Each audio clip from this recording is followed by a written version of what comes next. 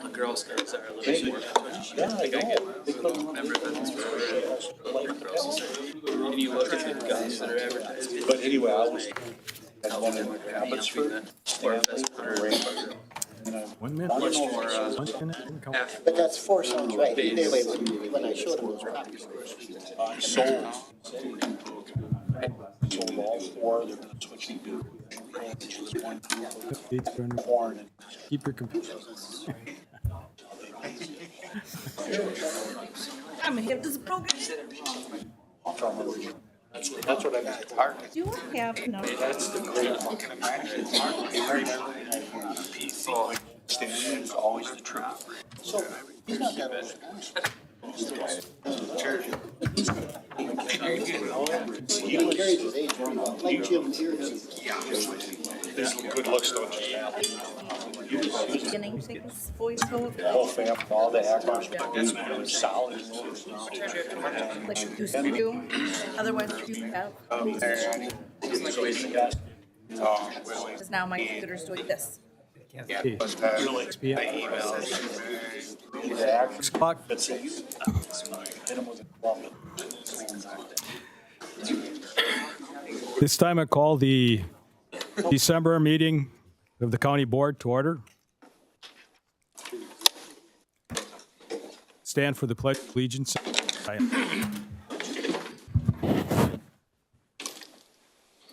Pledge allegiance to the flag of the United States of America and to the republic for which it stands, one nation, under God, indivisible, with liberty and justice for all.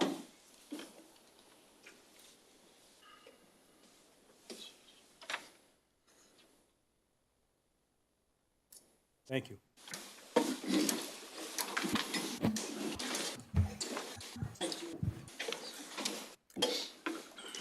Paul?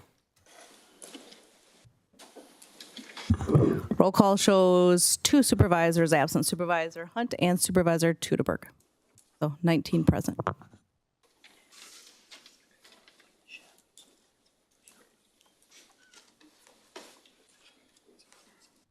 Okay. The approval of the agenda. At this time, I would seek a motion to approve the agenda. Bomar moves. Okay, Bomar. Is there a second? Later, a second. Okay. Any discussion? And we're going to have to voice vote. We are waiting for our technical difficulties to clear up. So we're doing a voice vote at this time. Those in favor of approving the agenda, say aye. Aye. Aye. Opposed, same sign. Agenda is approved. I don't see any members of the public wishing to be heard. I'll just ask, are there any members of the public here who didn't sign up that wish to speak? Okay. Then we'll move on to the consent agenda.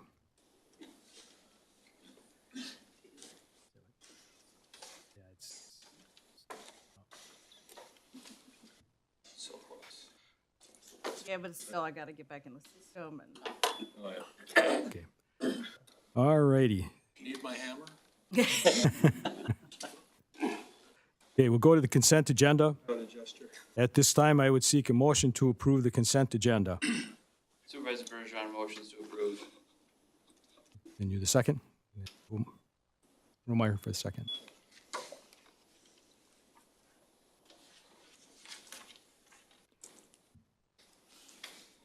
We're going to have to do this individual vote? Voice? All righty, those in favor signify by saying aye. Aye. Opposed, same sign. Consent agenda passes. Then we'll move on to reports. County Administrator review and update, Stanley Certified Shovel Ready Site. Charlie Walker.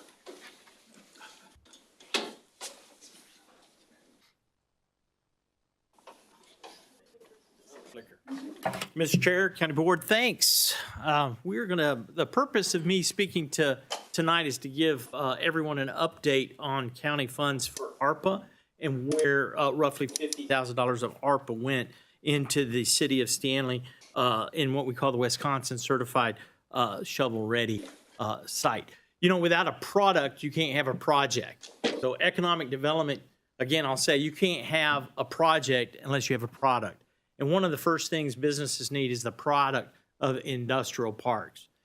Several years back, the county and the administrator had a study done. Some of you do know that study about where the next future of the industrial park is going to be, and you're going to be continuing to wrestle with that.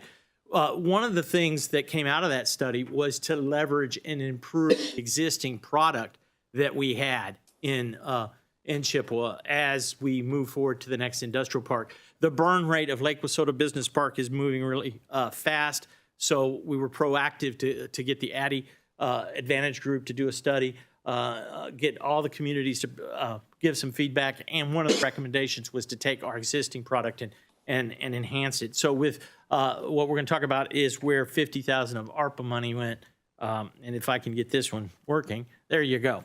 So Wisconsin Certified Site Program was a brainchild of the leadership, and believe it or not, Chippewa County as well. Several years back, we realized the state didn't have a fast-track certification, so we lobbied our state legislatures to establish the Certified Shovel-Ready program in Wisconsin. Many states have it.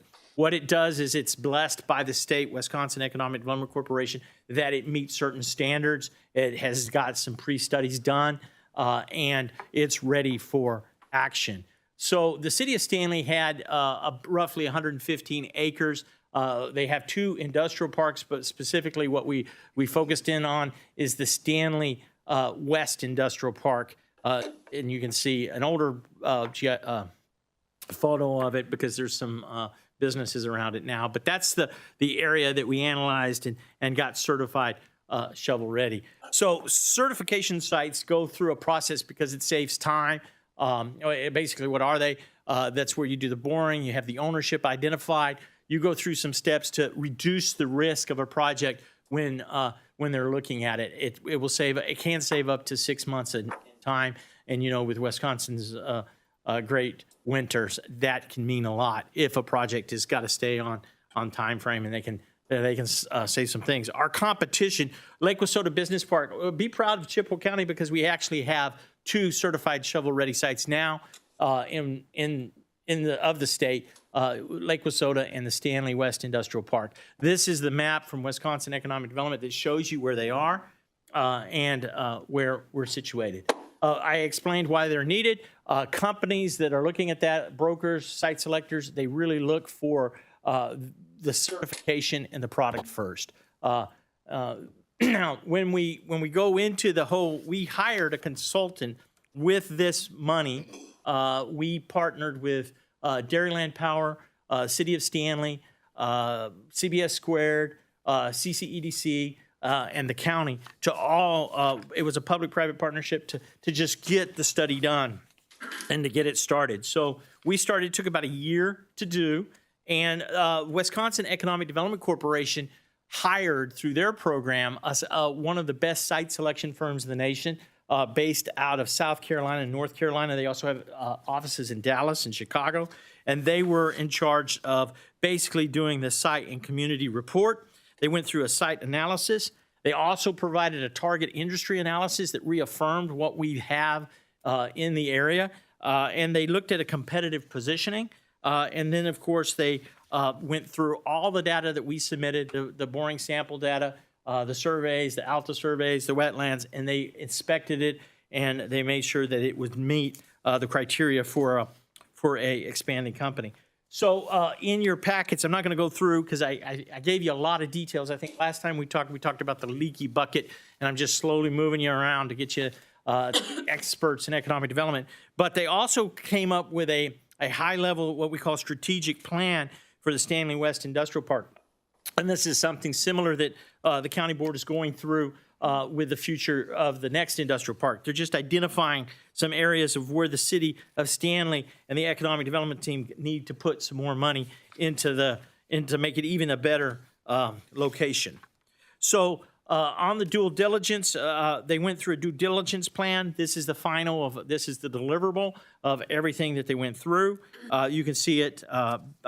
Basically, they did the title search, the phase 1, the wetlands, blah, blah, blah. It's in your packet, but that's what the consultants reviewed. We submitted, Chippewa Economic Development Corporation gathered all the data. We submitted it to the site selector, and the site selection firm consultant, they did it and then moved it back. Then they did what was interesting that I think that is really cool in this presentation is they gave an analysis of our competitors. And this is really a neat thing to see where is Chippewa County in the world of how it works with growth, wage and tax base, workforce alignment, diversity, and of course the site characteristics. When companies are looking at expanding, either existing businesses looking at expanding or those new looking to come, they basically call it the funnel of doom. And they come all the way down, and they start very broadly, and they work all the way down, and they look for reasons why not to choose your location. And so by having understanding the potential targets and what they look for, puts us in a better competitive position.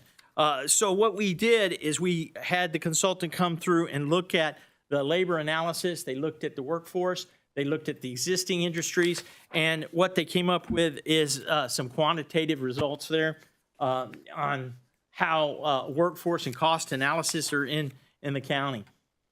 I'm just not, if you have any questions, stop me because I can go into detail, but this is just fascinating reading on how that actual analysis is done.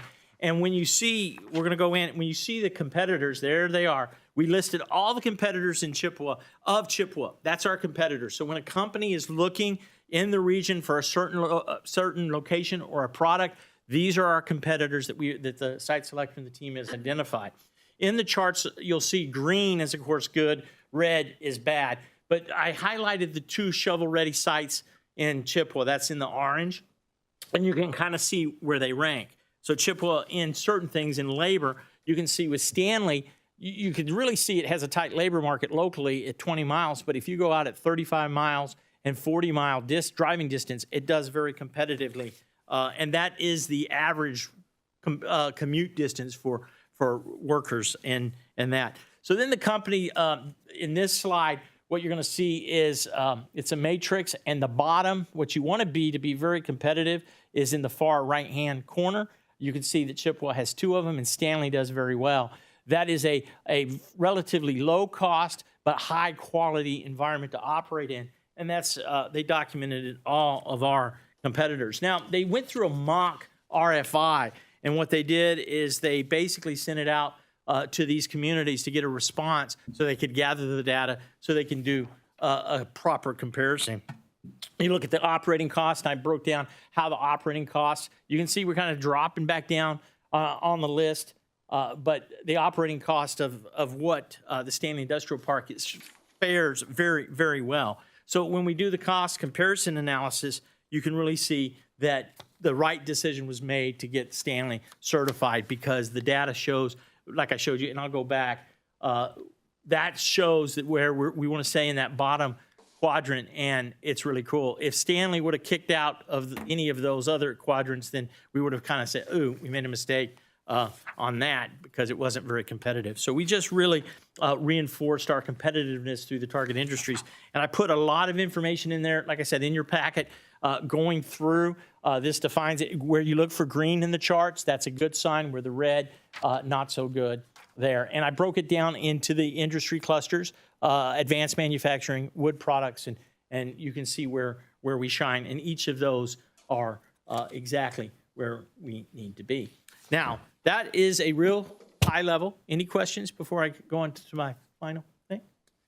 The cost of the total project was right at $110,000. The county contributed $50,000 towards that. The city of Stanley and the rest of the partners did the rest of it. And action. I did this right.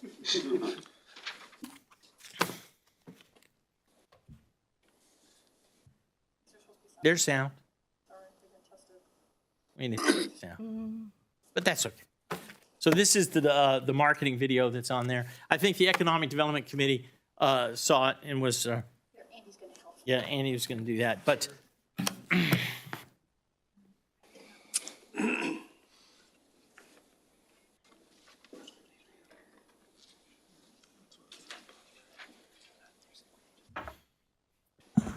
Well, Mr. Chair, the board's awful quiet. They must be totally impressed. Sure. in between, if you want to push that you're here, go ahead and do that. I just want to, we talked about using ARPA funds for this, but we actually use land development funds for this. So, yeah. I stand corrected. That was the original ask, was to use ARPA, how you guys funded it. Thank you. Any other questions? West Industrial Park, a prime business location on the east side of the Chippewa Valley in Wisconsin. The park offers over 100 acres of certified shovel-ready land, centrally located between Minneapolis, St. Paul, Green Bay, and Chicago, providing easy access via rail and highways.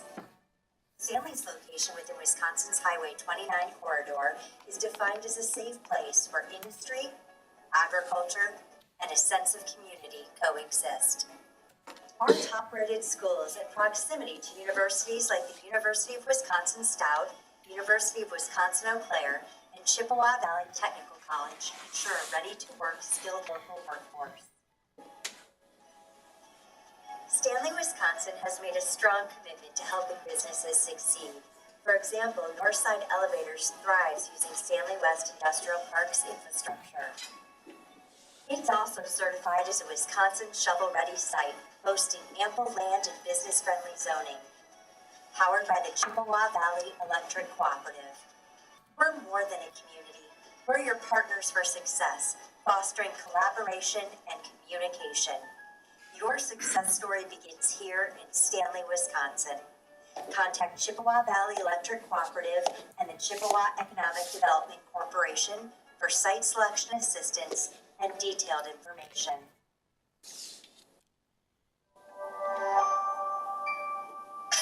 Mr. Chair, that's my update on everything moving forward on that project. And we appreciate, everyone appreciates your assistance, the county board, in helping this project through. Any questions for Charlie? Thank you. Did a good job, thanks. Okay, next is financial update. Laurie? All right. So this is going to be for the third quarter. We've talked about definitions before. Please don't hesitate to reach out to me if you have any questions. I'm here to help you. So first of all, when we're looking at this 2023 pre-audited numbers, I'm looking, when I'm going to talk about is if the revenues are less than 55% or the expenses are greater than 95%, just to give us some wiggle room so we don't talk about everything. The general county, the state shared revenues, the reason why there's a big loss way on the right-hand side is because we were still waiting for the state shared revenues that come in fourth quarter. We did actually receive the state shared revenues on November 20th for $2,196,634.85. So the total state shared revenues that we received in 2023 from the state was $2,578,704.36. So we actually received $31,574.36 more than what was originally budgeted. The next account that I have highlighted is the county treasurer. And, you know, usually I show you the bad part, but I want to show you the good part. It's the revenue. You can see that the revenues are really high at 297.2% higher than what's budgeted. So I just wanted to make sure you can see how great that is. It's really all due to the fact that we're getting really great interest rates at the state investment pool. Back in June, when I gave you the second quarter report, I had told you that we were at 5.09% for an interest rate. So at the end of September, we are at 5.35%. So we're doing really well there. But, you know, whatever happens in the county, one department goes up and another one goes down. So the next one we're going to talk about is Register of Deeds. Look at the revenues, it's at 62.8%. They're actually down compared to what they expected. They're really low right now. And just remember that Register of Deeds fees are never really very constant, and it fluctuates with the housing market and loan rates. The last account I was going to talk about from the general fund is the child support, and we talk about this every time, but the reason for the loss over on the right-hand side is because we get reimbursed from the state on a quarterly basis, so we would have gotten the money in October. So, any questions on this slide before I go on? I know it's a lot. Okay, this is just a recap of a lot of what we just talked about on the other slide. So the next area we're going to talk about are the special revenue funds. You know, the top three, public health, ADRC, and human services. Remember, those are all revenues that we receive the next month. So we have the expenses, and then in September, we get the money in generally in late October. The Recovery and Wellness Fund 209, that's at RWC. You'll see that we have usually a 2 to 3 month lag on getting the money back from Medicaid. And then one that I don't have highlighted, but I just want to talk about is that Fund 212, that Crime Prevention Fund. Remember, that's a new fund that was approved through CJS, so Criminal Justice Services. So I just wanted to make sure with CJCC. And I think that one is it on this account. Any questions on the special revenues? Okay. So to continue special revenues, we're going to talk about sales tax, which is considered a special revenue fund. You'll see that right now with what we've gotten for July payment so far at the end of September, we're actually at a 1.7% increase compared to 2022. And the interest is really high this time at $245,275.71. You know, and that is all attributed to what we're getting in that state investment pool when I talk about that higher interest rate. So that's really just all affected by that. That's why we're seeing good revenues found there.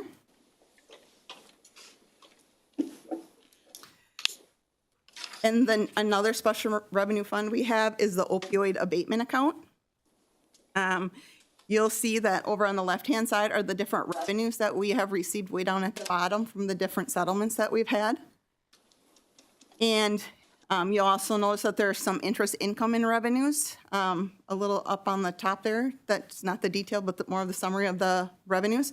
Because remember, that is part of the settlement agreement that those funds have to be segregated in a separate investment account. And the only expenses that we've had is that was from last quarter too, was those TrueNarc handheld analyzers. Another special revenue fund we have is ARPA. We have received all of our funds from ARPA from the federal government. So right now, those funds are being left in the state investment pool, and we're earning interest on them. So all the revenue that we have of $351,980.86, that's all the interest income that we have received on those funds for this year. And then you'll see over on the right-hand side is the actual expenses that we paid to all those different projects. And this is only for 2023. It doesn't include what we paid in 2022. Any questions? So I'm going to get out of special revenue funds. Okay. Now we're going on to the debt service funds. These funds are just where our annual debt payments are located. At the end of this year, our outstanding principal will be $8,450,000. And if you look over on the right-hand side, we're planning to do a bonding plan for next year, a bond issue for highway projects. Then we have capital projects funds. And remember, capital project funds are only used for any of the funds that we go and issue bonds for, that we put them into a debt service fund or a capital project fund. And for this year, remember, a lot of it has to do with the Cobbin Bridge, our 20% share. So we will be having the rest. We had $3 million planned to transfer out to the highway, and that will all be transferred out here at the end of fourth quarter. We're working on it right now. And we've actually, with all the interest that we've received during this, because those monies sit in the state investment pool also, they're actually going to get like $146,000 more because of interest that we've received on those funds at the highway to help offset those rising costs of oil and stuff that they've had. The last type of funds I'm sorry, not the last, sorry, getting close. Internal service funds. There really isn't anything that stood out to me except for the Fund 704. We talk about it every single time, and it's the self-funded liability insurance, and it's because in fourth quarter is when we actually go and do the allocation to all the different departments. So that's why the revenues are low in there. And we always pay that WMIC premium in January, so it's kind of the worst of two worlds for cash flow on that one. Any questions on internal service funds? Okay. The last type of funds we're going to talk about, and I'm not lying this time. This is the last slide. Enterprise and trust fund agencies, or trust agency funds. Really, 602 is considered an enterprise fund for land development. And I think we had it the last time I had done this presentation. We have sold one lot this year.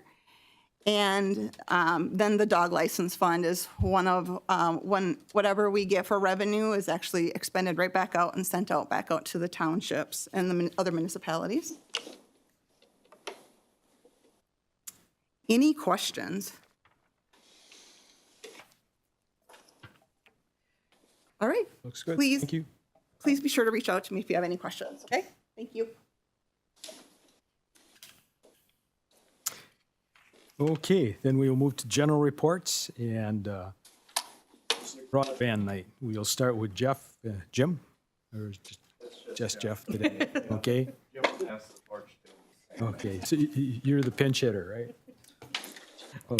Make this some pretty exciting stuff here, I know. Broadband, so.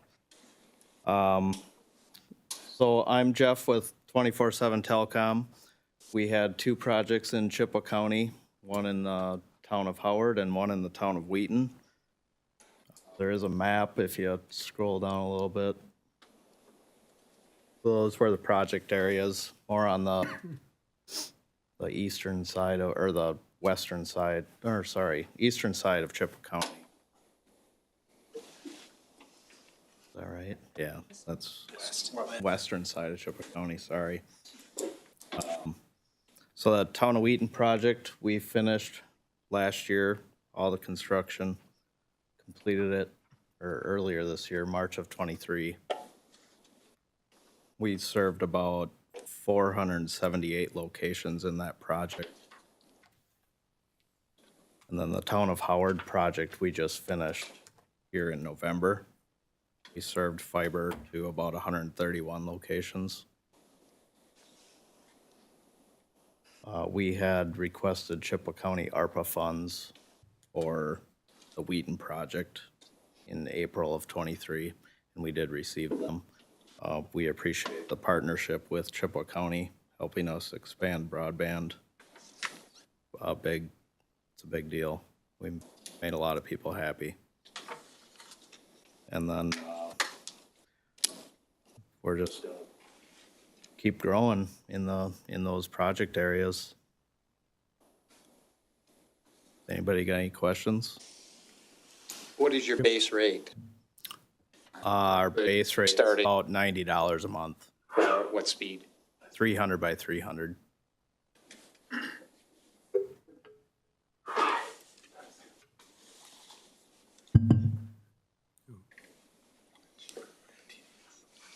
Any other questions?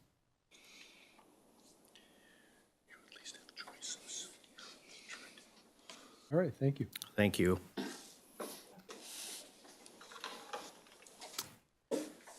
Okay. Bloomer Broadband, Travis?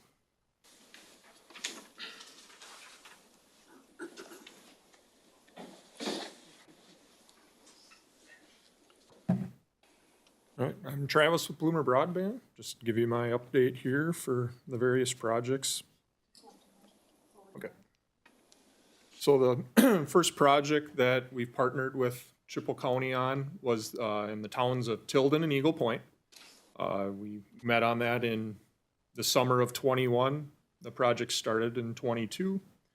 And these projects are both wrapped up. We installed right around 86 miles of fiber, and up right around 256 locations actually took the service. We passed many more with those, and you can kind of see the take rates here. So in the green, those people signed up for the drop, installed the service, and are active customers. That small little sliver in the blue are the people that realized the value of the fiber, wanted to get it into their home, but haven't activated the service yet. So we'll roll through once in a while and try to see if they'll hook up. And some people just procrastinate or don't need it, but they want it there for their home when they sell it, so it's ready to go. And honestly, that's a good thing. So it will get used eventually. And then Tilden, we had a little higher subscription rate. So both those projects went really well. Appreciate the support on those. You know, high cost areas, very rural, going over hills, you know, with the rock units, it's hard, very expensive to go through those areas. So definitely needed the county's support, the state's support, and the townships kicked in 100% of their ARPA funds through these various projects to get their town served as well. So then the next resolution was the Town of Halley project. And that project was a partnership with Bloomer Broadband, Town of Halley, Town of Seymour, Chippewa County, and Eau Claire County. And then we put that forward to the state. We also had Power Company contribute, Marshfield Clinics. We had quite a bit of different partners with this project to make it a success. We started back in May of this year. We've used Wisconsin-based construction companies that we've used for many of our projects, and we've had very good working relationships with them and been able to get the projects done in a timely manner. The Town of Halley portion of this was about 9 miles, and we passed 63 locations. All the main lines in, and if they signed up in a timely manner, and I would say by the end of Q2, we got a drop into them, we got it spliced, and they would have service if they want it by now. There's probably a few exceptions, you know, there's always a few hiccups, and we'll get that stuff sorted out, but we've got 26% of the people already on the service here. And, you know, I feel that that's a pretty good success, being that none of that was placed back in April or May, you know. So to get the fiber in the ground and start hooking people up in September and October was a pretty good success with our contractors and everybody in the project. So pretty proud of how that one's went.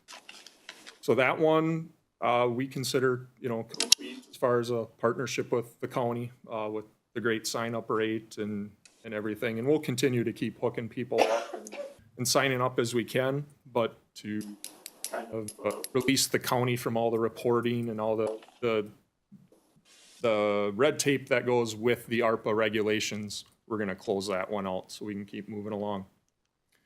Then the last resolution that we've been working with the county on is the 3 townships there of Eagle Point, Lafayette, and Tilden.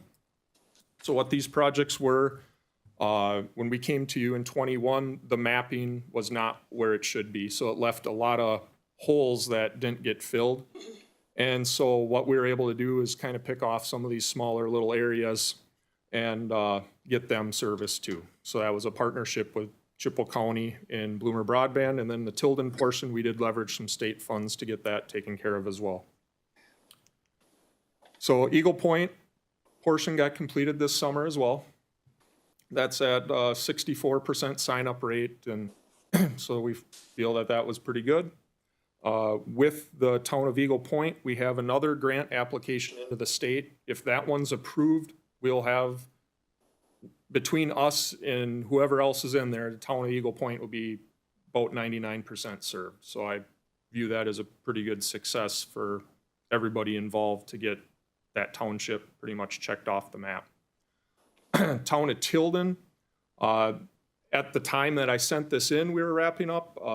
As of the end of last week, they were able to get the last of the main line in. So we did use another local contractor that we do some work with, and they were able to squeeze this project in here after deer season. It was just a few miles, but for those people that'll get service here in early 24, they'll be happy we got that in. So view that as a success as well. 75% sign-up rate, so definitely some interested parties there as they saw the plows in their neighborhoods, but not down their roads, and they were getting missed. So we heard from those people and got this project put in and have them serve now.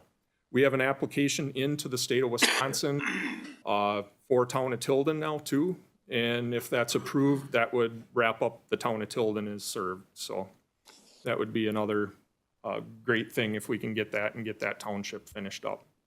Then the last part is the town of Lafayette. We got that started with the labor shortage. Our normal crew that has 8 to 10 people on it, I think they started off with about 5 or 6, and they're down to 4 for a big part of the summer. So we're just short on labor with the construction crew. And, you know, with all the fiber that's going to need to be plowed and with all these contractors, I mean, if you know anybody looking to get into this field, you know, I'll help them, you know, have them call us. We'll help direct them to what they want to do. If they want to put the cable in the ground, if they want to splice, if they want to work on electronics and stuff. I mean, there's engineers, there's so much jobs out in the industry, and it's a great industry to be in. So, and we're going to need the help in the industry as a whole to keep moving forward, because once BEAD hits and some of these other programs, it's going to need more labor to get this done. So, but the town of Lafayette, we're at a 61% sign-up rate. We haven't pushed hard in there, knowing that this project wasn't going to get done this year. We'll go knock on more doors, and I think we can get that percentage up, and we'll get that wrapped up mid next year. And that's all that I have for today. I don't know if anybody else has questions or, yeah. Just one question. Just like in an open area, what's kind of an average cost per mile? It really varies. I think the last applications we put in were, I think I was using around 55,000 a mile. So, I mean, if it's wide open, I think we just put in some stuff that we were maybe like 40, you know, but that's not. Just a range at that. Yeah, you know, and, yeah, that's good. And there's so much more to it than just the plowing, because there's the permits, the engineering, the electronics that feed it. So in a whole project cost is kind of where we figure that 55,000. You have a question? Yeah, Jim. And what's your base rate and your starting? Yeah, so our base rate is $49.95, and that's for 100 by 100 internet. You know, we recommend people take our router, and, you know, and then there's other costs with that, but if they want to come in for the base price, it's $49.95. And then we offer all the way up to 2.5 gigabit, so. Any other questions? Okay, thank you. All right, thanks. Brian?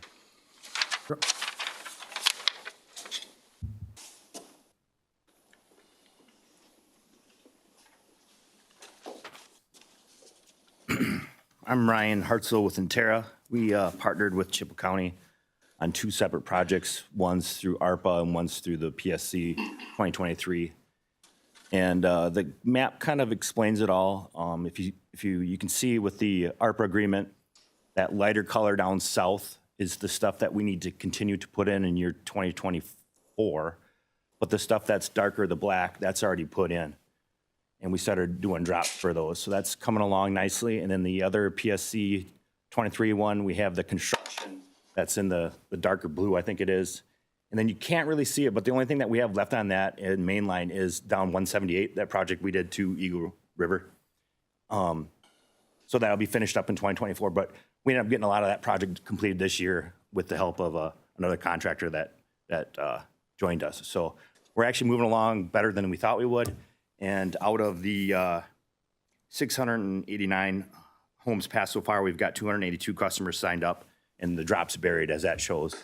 And we get about the same success rate that Bloomer gets. It's about 65% to 70% in these type of areas. So that number is only going to continue to grow. We just didn't have time to put drops in before some of the freeze up and stuff like that. And we had 50% invoice to Chippewa County. And once the project buttons up, we'll just invoice the rest of the 50%. But it's been a tremendous help for this rural areas. And we've got a lot of happy people. And our speeds start off at $39.99, and that's a 50 by 25 package.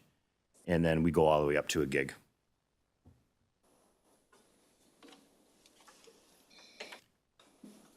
Go ahead.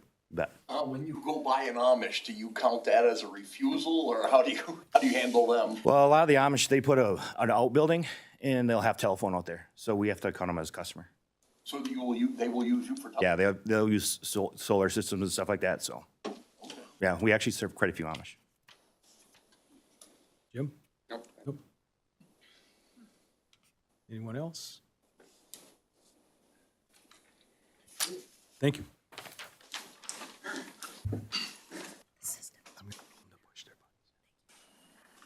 Okay, since our technology is back up, make sure you push your button so you are logged in.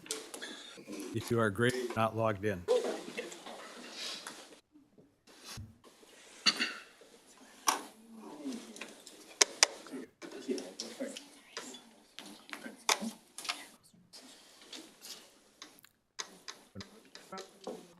Okay.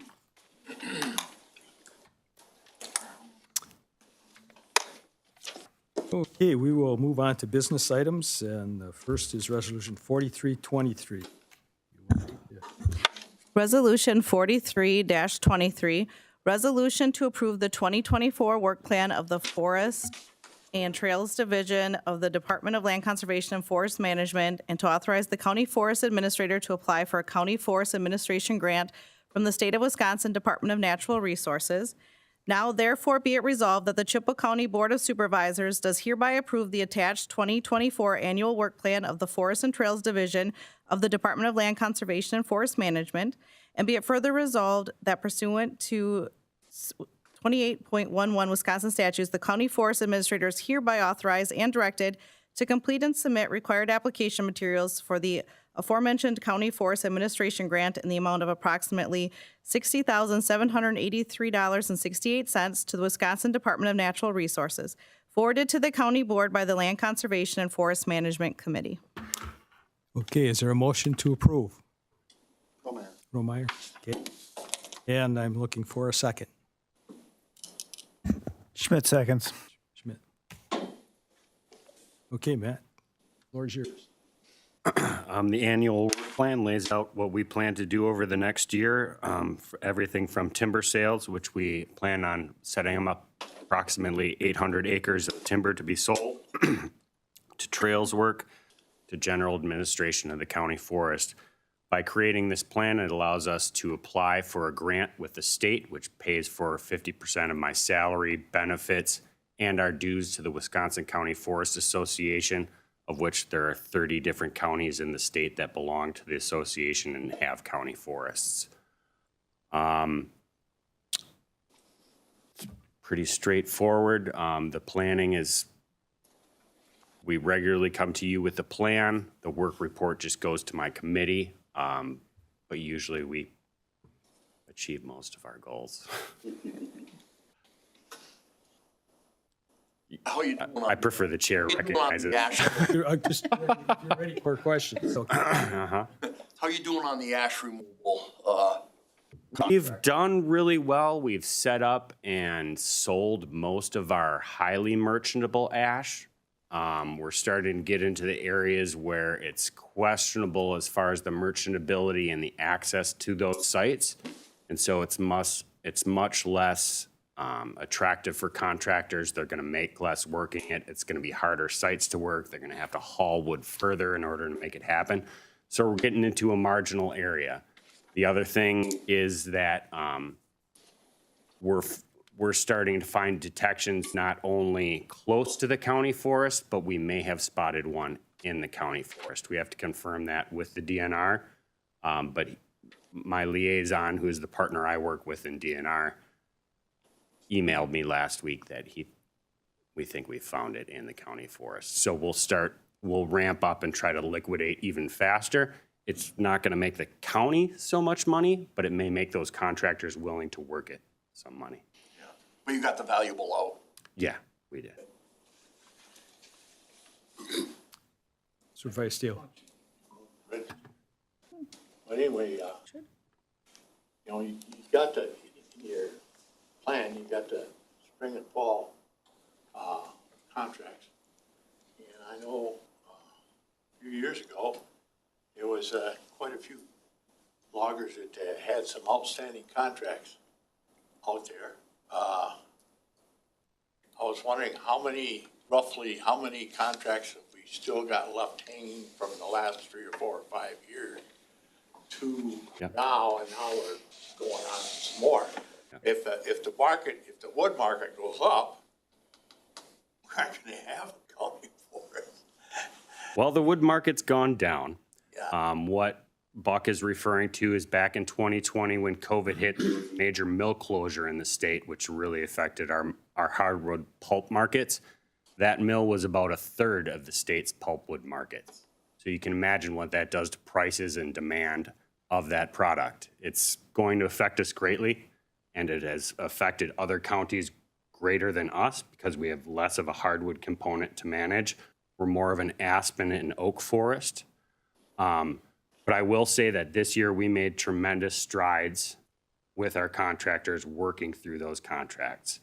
When they mature to 2-3 years, they've either got to get on them or they're going to lose the contract and pay us a penalty. So that's what they were up against. We got a lot of work done this year. It's actually going to be a banner revenue year for us, but with the poor markets going forward, next year does not look that great. Yeah. Anyone else? Okay.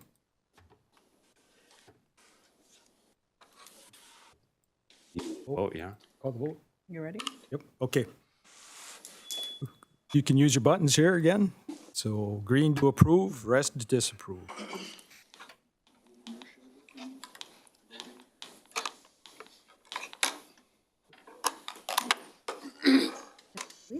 Yep. 19 yes, 0 no. Okay, resolution passes. Thank you. Then we will move on to resolution, give her a chance to get ready here. 4423. Resolution 44-23, resolution to adopt the Chippewa County Comprehensive Outdoor Recreation Plan 2024 to 2029. Now therefore be it resolved that the Chippewa County Board of Supervisors does hereby adopt the attached Chippewa County Outdoor Recreation Plan 2024 to 2029 as the official local comprehensive outdoor recreation plan for Chippewa County. And be it further resolved that Chippewa County recognizes that each village and town participating in this plan update may make changes to the respective community-specific section of the plan without county board approval if such changes are specific to their community and do not impact or conflict with the remaining plan sections. Forwarded to the county board by the Land Conservation and Forest Management Committee. Okay, do I have a motion to approve? Omar will approve. Is there a second? Later, a second.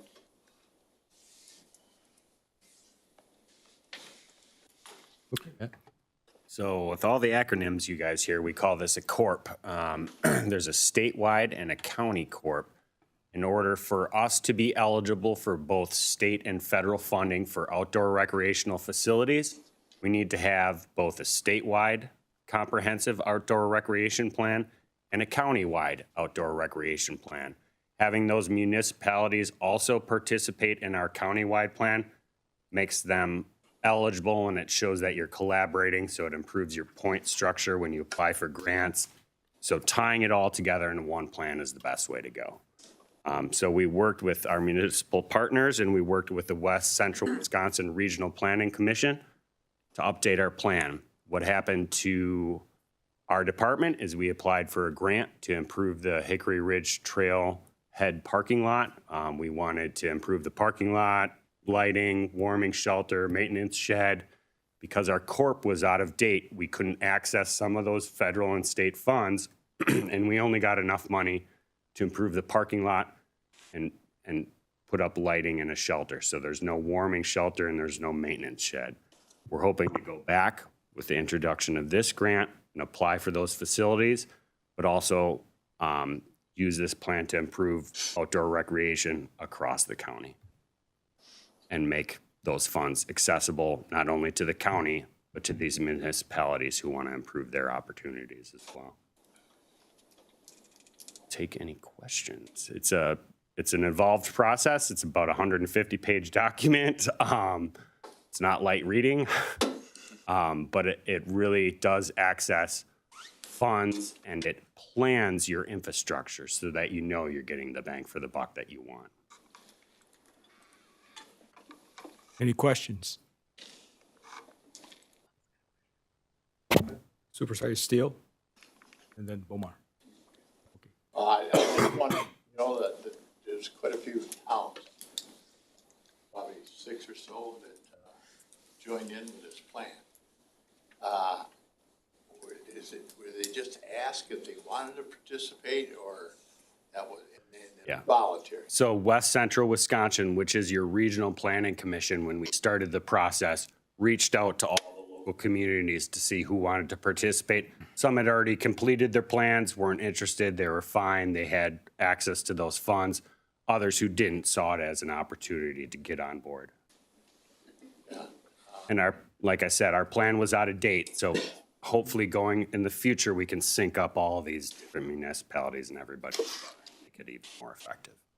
How come the cities didn't get involved?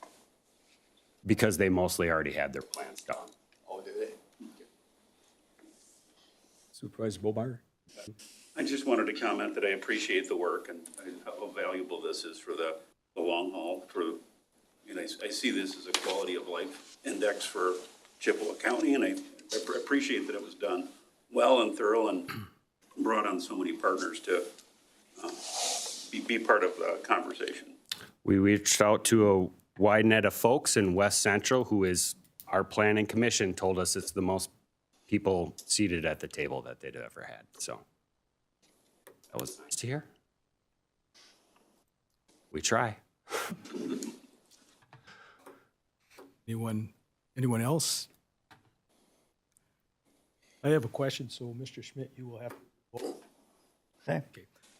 In going through the plan, I noticed very little information on the hunting activity, and with all the different foundations and grants that are out there participating with that, I mean, it's a multi-million industry in the state, multi-billion industry in the nation, and we've got a small section that says we allow hunting on our county lands.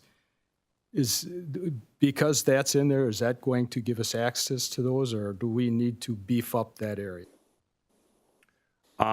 If you're talking about land acquisition, anything that would be entered into the county forest would automatically be open to hunting, trapping, fishing, gaming, walking, skiing, snowmobiling.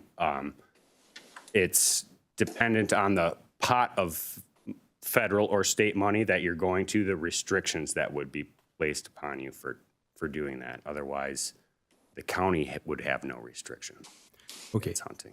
Yeah. So what I'm looking at is then because we do have it listed there, even though we don't have as detailed as other projects, that's still going to keep us open for those grant programs. Yeah, if when you look at it, it says that hunting is this valuable resource that we have, and creating more opportunities is a desirable outcome for the county. Okay. It's how do you go about that? It's usually land acquisition or the state through their MFL program, creating open lands for people to hunt. There's also the state program, which offers easements and participation and open public access for hunting for people who want it. But besides acquisition, my tools to make more access available are limited, right? Well, yes, and that's what I was, my gist is that when we see a recreation plan, and of course, we've got some really neat parks and stuff like that, and we see all this detailed stuff, and we have a little smidgen in there. I'm just wondering if, because we have that in there, that will give us access to those funds, I should say. Anything hunting, trapping related is by state statute protected on county forest lands. What I'm wondering. I can't say that of NCOs and other organizations that may have different restrictions on their purchases, that's up to those organizations and their policies. I'm just looking about our state federal funds, so because we have it in there, then they're not going to limit us if we would apply for a grant for something, because we don't have as detailed of a. Again, it's dependent on the pot of money you're going for. If you want National Park Service money, you're going to have to accept National Park Service restrictions. They may be different than federal highway funds monies. It depends on the pot of money you're trying to access. Okay, thank you. All yours, Mr. Schmidt. Any other questions? Buck? Yeah, speaking of working together and stuff, in this plan, you mentioned the Ice Age Trail. And familiar with First Lake, of course. Yep. And that was used to be state-owned not too long ago. It's still state-owned. It's still state-owned. That is correct. That's a state-owned property managed as part of the Ice Age National Scenic Reserve. Okay, being it's part of the National Reserve, there's no hunting on that at all. There's no hunting within 300 feet of the Ice Age Trail. Once you're 300 feet from the Ice Age Trail, you're allowed to hunt the property. That's not what it says. That's my understanding of the rule. You can seek clarification in the document, but I've sought clarification as well, and that's my understanding. The conservation officer said no. Go in there, I read you a ticket. Again, we've gotten into this in different areas, but it's the state wardens enforcing state policy on state properties. I don't know what you want me to do about that, but it's state on state on state. I've got no recourse to help you with that. Well, with what I found here. I can seek additional clarification, but I can't affect policy in any way on a state property. I understand it. I guess what I'm saying is, where I looked at the information, it stated it was Ice Age Trails property. Okay? Not the state. It's the state's. The state owns it. I just wondered, why are we working for them or working very close with them when they can keep pecking away and pretty soon there's no recreation other than hiking to do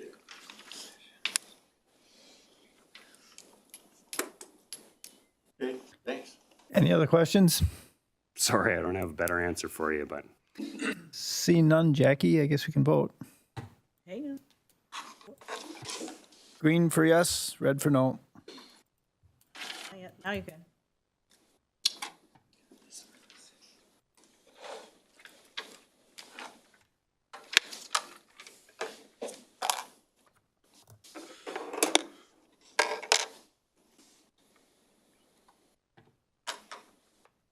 Your release vote. 19 yes, 0 no. Motion passes.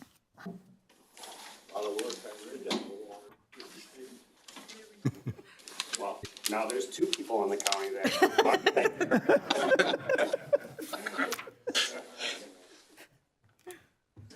Okay. Resolution 4523. Resolution number 45-23, resolution to authorize the transfer of available funds from the radio tower project to the Department of Human Services and to allocate remaining radio tower funds for future maintenance of tower sites. Now therefore be it resolved that the county board does hereby authorize the transfer of $750,000 from the radio tower project to the Department of Human Services, Fund 208, on December 31st, 2023, to help offset future losses due to high out-of-home placement costs. And be it further resolved that after the County Highway Y radio tower upgrades are complete and the costs are included as part of the radio tower project account, any remaining funds in the radio tower project account shall be transferred to the radio towers operation account to be used for future maintenance of the radio tower sites, forwarded to the county board by the executive committee. Okay, do I have a motion to approve? Later, some moves. Is there a second? Second. Joe?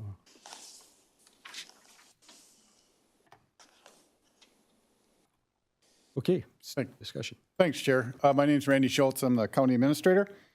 When I brought this project to the county board in 2020, I said I'd bring it back once. And the reason we brought it there is we had to move some bonding money here on the board at the time.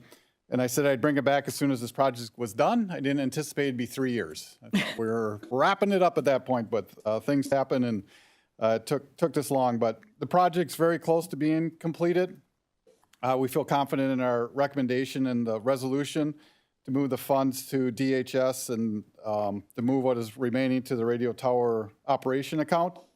As you remember, well, some won't remember, but we used to have $1 million fund balance in DHS 4 years ago. We went through that fund. We went through that $1 million and have added hundreds of thousands of dollars to that fund, either at end of the year or additional levy. So that has been, quite the feat over the last few years. So the recommendation is to put $750,000 into that fund. Currently it has about $104,000 in it as of 12/31/22. So it'll help us build some fund balance in there. Good news is we are seeing the cases go down, which is good. We're seeing, unfortunately, the costs aren't moving that much because the increased costs have skyrocketed for various reasons. But so we are seeing some movement there. And then the remaining, we'd use about $150,000 for what's left on the Highway Y tower. And then the remaining would go into the radio tower project, radio tower operation account, which would be used for future, if there's anything we need for equipment, would be used for that purpose. Any questions?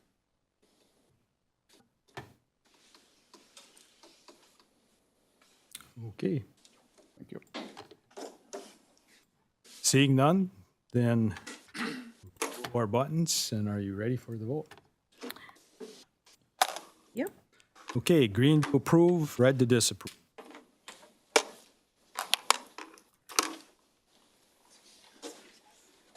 You want to go? 19 yes, 0 no. Okay, resolution passes.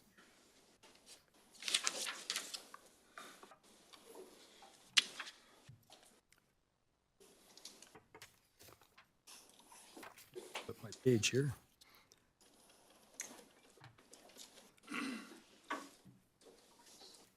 Okay, we will go to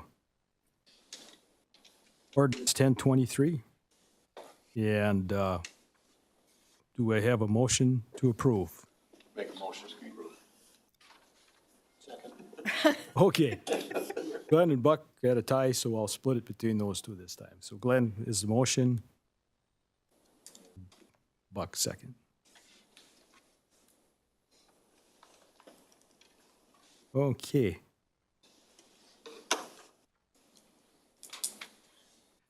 Go ahead. You're all set. Okay. Well, this is a ordinance change that we brought forward to address a couple different situations in the county that we encounter with parking along the highways. We gave an example here in Cadott. We've had a lot of cross-country meets lately at the Whispering Pines Golf, and they've been great to work with at the school. They've been shuttling people back and forth to the high school and things, so it's not a problem there, but that's just one of the situations that comes up on occasion is they want people that come to the event want to be able to park along the highway on both sides, and wouldn't really be able to get traffic through if they did that. So this allows me as the commissioner to put up temporary no parking signs in those situations. And then also the other situation is our annual music festivals. We have the Country Jam grounds in Eau Claire on Highway T, and then also the Fest grounds on Highway S. And we've been bringing resolutions forward every year to get that reapproved.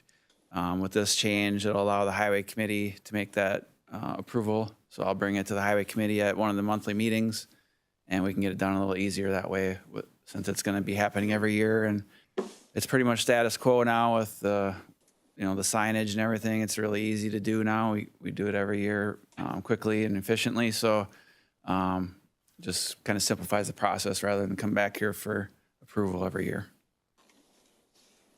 Okay. Any questions? Seeing none, are you ready for the?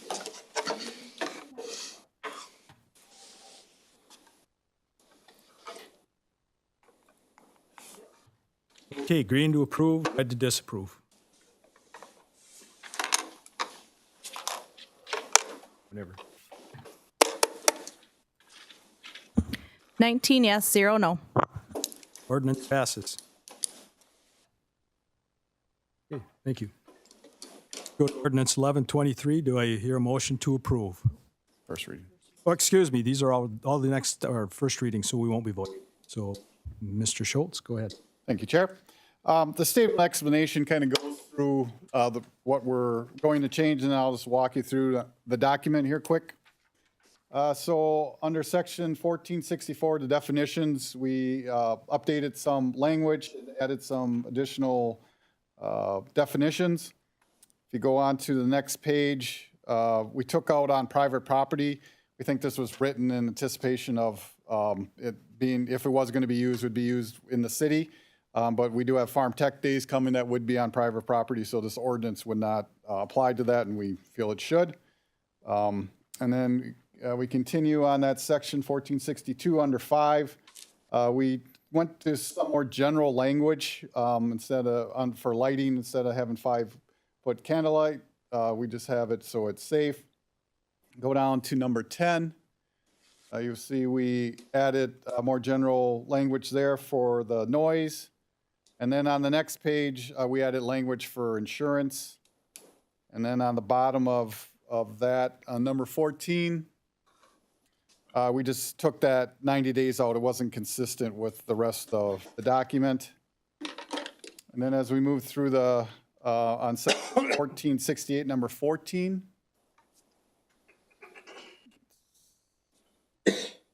Yeah, oh, there you go. Again, it just has to do with lighting.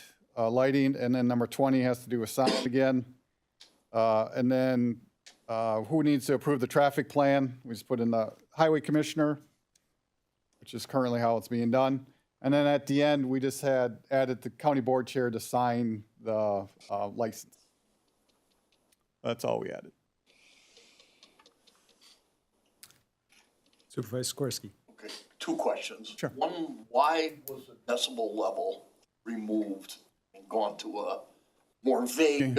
Yeah, when we talked to the town chair, he wanted something that he said it's not being followed and that nobody is doing it. So he thought to put something in there is more realistic. This is the language we found when we looked at other large assembly ordinances around the state. I looked at the one for Rhinelander, Hodag. They had the same language in there, so we utilized that language. Okay, and then my next question. Didn't the town used to have input as far as having to sign the permit, or? So Jackie knows this better than I do, but correct me if I'm wrong, Jackie, but it has to go through the town to get approval before it comes to us. They had their own ordinance, which basically referenced that you got to follow our ordinance. And I understand they're either working on their ordinance or going to get rid of their ordinance. They're doing something with their ordinance. So for the application process, part of the packet that they have to give us, they have to include the town approval. So we don't start even looking at their application until that part is in there. So then the town usually sends us their resolution every year after the organization has come to them. Okay. Supervisor Steele. Yeah, and back to the sound, in, 85 decibels. When I questioned that in the executive committee, I was told that, well, the towns could do that if they want to. No, what I said is we don't have an ordinance that does the decibel unless it's for a large assembly. What somebody said, I don't know, I'm not saying you did, somebody said that we'll let the towns, if they want to put a sound ordinance together, we'll let them do it. We're not going to do it. They can. We could do it if you guys want to do it, but no one, we don't currently have one. Well, Yeah, and if towns want to pass their own ordinance, they always can. yeah, but they can, okay, now my legal question with that is, if the town passes an ordinance, is the sheriff able to call them? Can they come down and take care of that as per the ordinance of that town?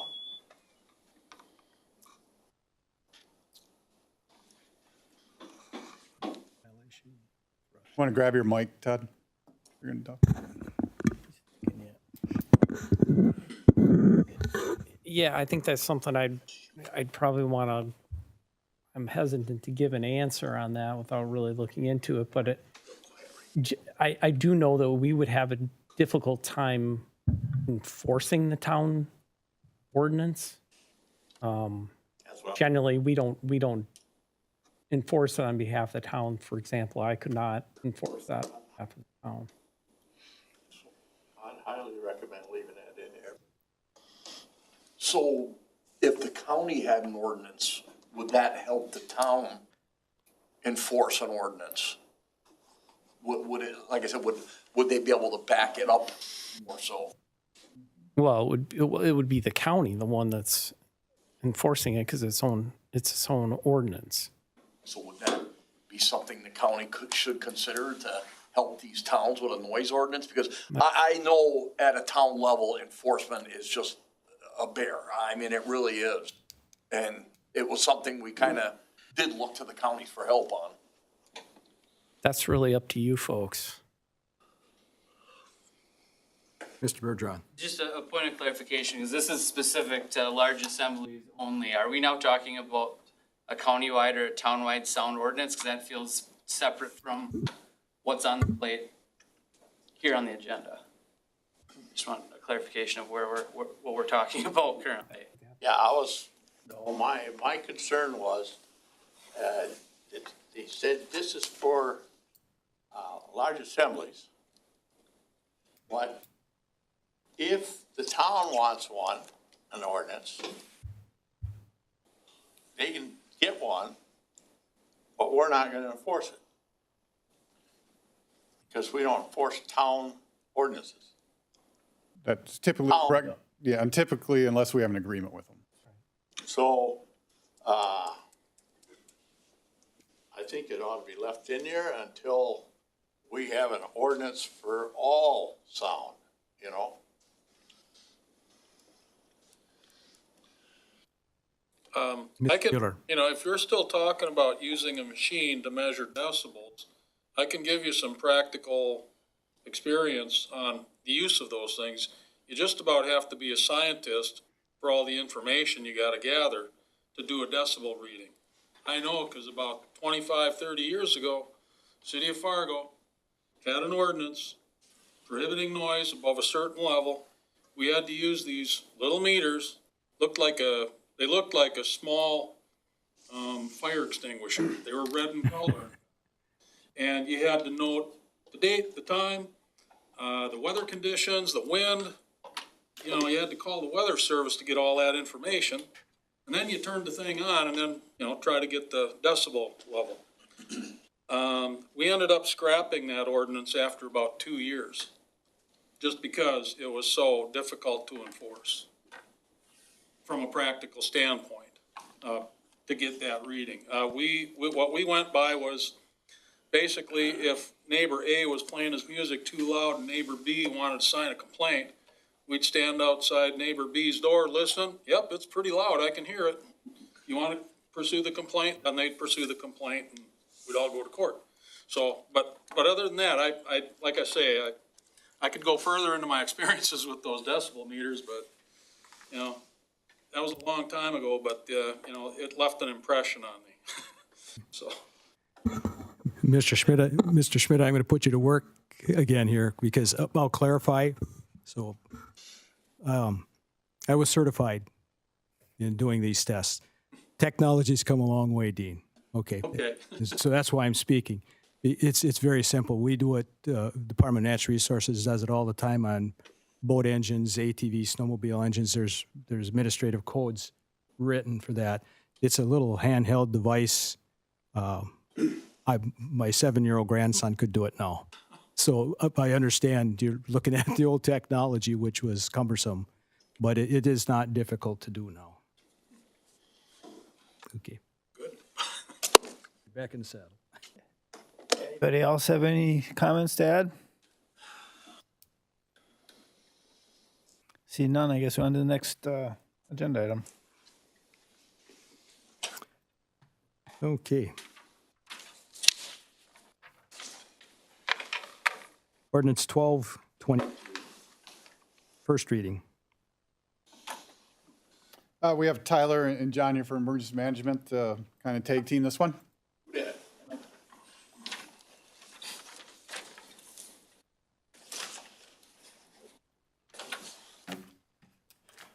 Hello, how y'all doing today? My name's Tyler Thibodeau. I'm Director of Emergency Management. Been here a couple of months now. I'm from New Orleans, so if I talk a little different, you know. I'm going to speak to the first part of the change in this ordinance. It's Chapter 26, Emergency Services and Rural Naming and Numbering System. And we're going to have John, our GIS coordinator, speak to the last portion of it. The early portion we changed in sections 37, 38, 39, 43, and 45. We updated them to reflect the correct references and definitions in Wisconsin Statute 25635. Wisconsin's 911 ordinances were previously encompassed by 146.70. They were changed with the enactment of the 2007 Wisconsin Act 130.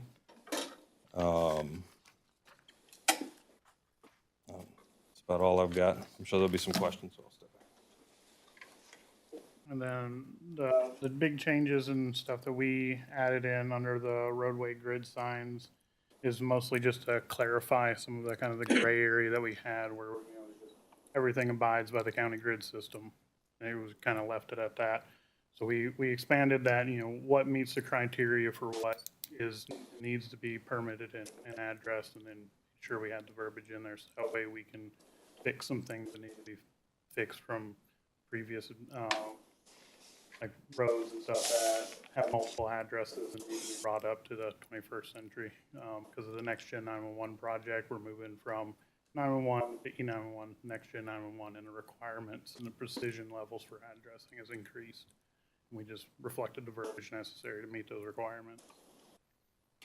Any further questions regarding the addressing and signage? Supervisor Steele? Yeah, I was in a town meeting, one of the towns I represent, and listen, and they got in a big discussion over these roads. To tell you the truth, the towns really don't know if they're a town road or a private road. A lot of times, they'll say, "I know that was a private road, but now it's a town road," or vice versa. So how are you folks going to differentiate with that and call it? So in our GIS system and the way we maintain the road data, so for Next Gen 911, we were also required to range all the roads. We had no ranges on a road. So in that process, we have to research practically every road in the county, assign it an address range, assign it whether or not it's east and west, north and south, how many addresses on it. And during this project, we've been doing a lot of research on whether or not they're easemented roads, whether or not they're dedicated roads, whether or not they're town roads, state routes, and then they have to be categorized in this system. So in the system, we have that, and then I found a filing cabinet kind of dusted away in the sheriff's office that actually had all the original name maps and all the new namings and all the highway DOTD plats and everything. I've been working with clerk or the Register of Deeds downstairs, and we're trying to make sure we're building up those documents so that way they can be searched and researched in the database. But it's an ongoing project. Falkenberg and Land Records maintains a lot of where the ends meet, vertex them, break the lines up. So that's how we keep up with, like, somebody requests their mileage. Like a town comes up and says how many miles of roads, we give an approximation that way. We try to stop vertexes and line segments at borders. So if a town road meets up with a private road, but then continues on to have additional access to private, there would be a break on that line segment where two vertexes meet, and we definitively mark one with a, you would have a little note on it differentiating it in layman's terms, but the computer will know whether or not it's private or whatever class road structure it is. Telling you, I have 3 or 4 of those different towns up there. Correct. I listen to them and We're a phone call away if they ever need our help. But we are any new private roads, the signs will look different. They'll say private on them. George? I'm on the local emergency planning committee. I've spent time in Tyler and John's office, and I have to tell you, you make your head spin. It's unbelievable. If you have any questions, you get on there, you spend half an hour. Wow. That guy's a genius. Now, Tyler, I'm not so sure about. Thank you, sir. But anyway, it's worth your while. You're going to get an education, I guarantee you. We would love to have any of y'all down there. We'll show y'all around. Thank you. thank you. Anyone else? Thank you. Thank you.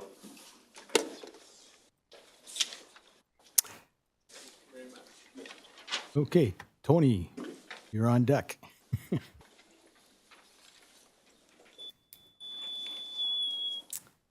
All right, so what you have up on the screen here is just the summary memo that's attached to the agenda. And it summarizes that we have 5 policies that we're bringing forward. For those of you who maybe forgot, I did come last year with a very large list, a memo similar to this, and kind of walked through the HIPAA project that we had. We have a consultant that has come in, has been working with the county for several years. These are 5 additional policies that we'd like to bring forward for you to approve. I believe this is the first reading. First reading. I'm not going to go through each of them in detail unless you wish for me to do that. You'll see that there's a technical access policy that's being added to the IT policy manual.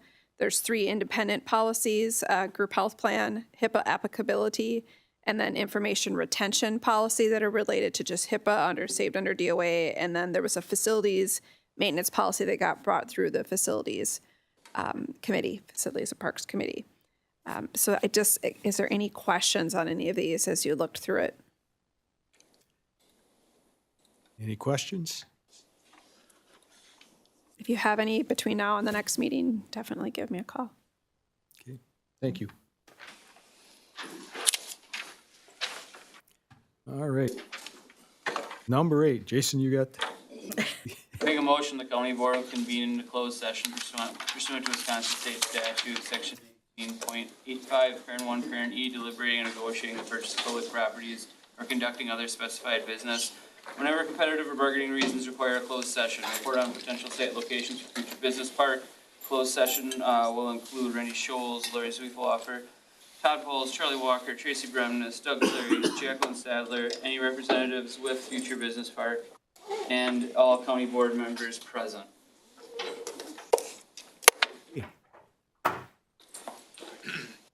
I'll second. Second? Mr. Matt, seconded. We just gotta wait. All those in favor signify by saying aye. Aye. We are in closed session.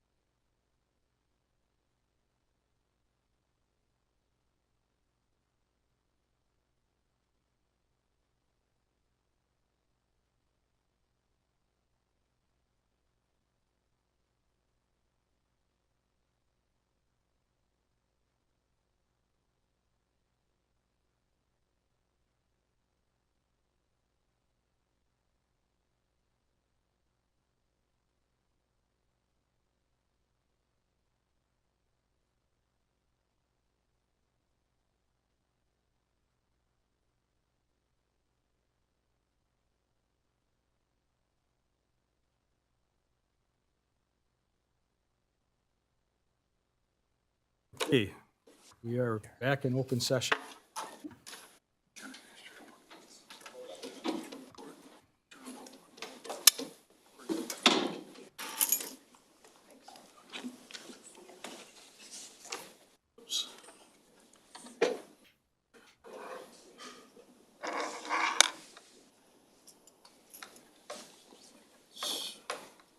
Got to review the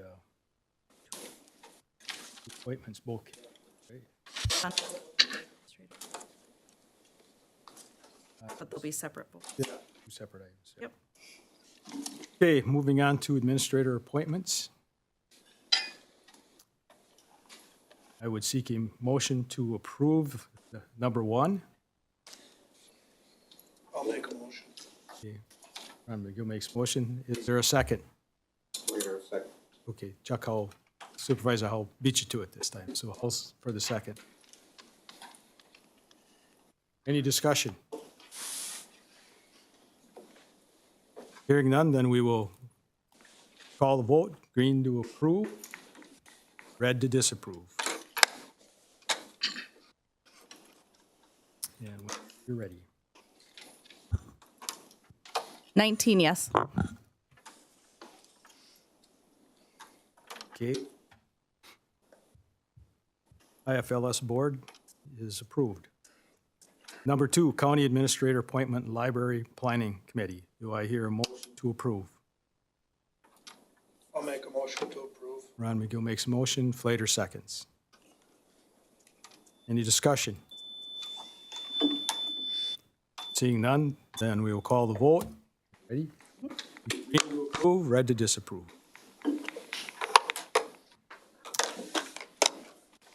Whatever. 19 yes. Okay. Library Planning Committee is approved. Agenda items for future consideration. Get them to me, whatever, and we will put those on. Otherwise, I will look for a motion to adjourn. Erickson will make that motion. Okay. Is there a second? Second. Second. Discussion, none. Dan, for something you. In favor, press green. If you want to stay all night, press red. Call the- You're doing all the heavy lifting. I'm doing all the heavy lifting. They'll- The adjournment. Okay, look and see, have you voted yet? Push your button, Dean. Dean! Mueller! Oh my God. I do all that work and then they don't pay attention. Oh, darn. 19 yes. We are adjourned. We start off difficulties. This is- Goodness. Oh, my. Didn't we yell at you? That's a story. Hi, Roger. This weekend, next week for sure, because Christmas always brings. You want to get all that wording off then? Once off, and I'll. Oh, exactly. Yeah, You, Opened up the presents. spread them, or you want me to It's send ours. it to you? Generally, with them, hey, it's Christmas. Want me to shred them? Or Yeah, that's true. yeah. Thank you. Basic Christmas. Probably spending. I got my brother. And then in But I don't need anything. I guess before. I hate to say it, but Grab your guys' if your little. I've got them, and so you have to push them. I push them. So I get it. So I'll take it to her tomorrow.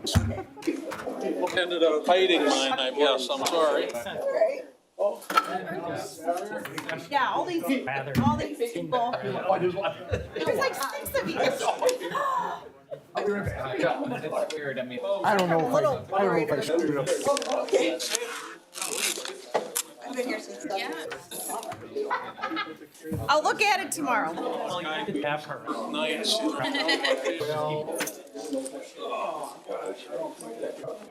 Stay up. That's what night.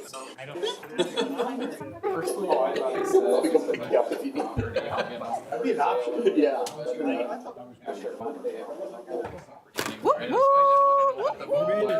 Yes.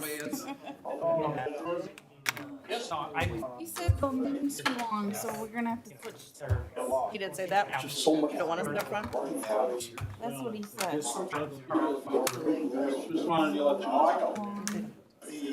Tried to keep you on time. So we'll do that next meeting, is that what? Yeah. Okay. Yeah, sorry about that, man. You must bring us up for Empty. I need to cover. bring us up for. You know what, every meeting, there's one or two, and I'm like, it's fine, everyone wants to leave, it's fine. And here's the thing, we don't need to vote. Get it. The chair can. My job. I was just like, we're done. Okay. That's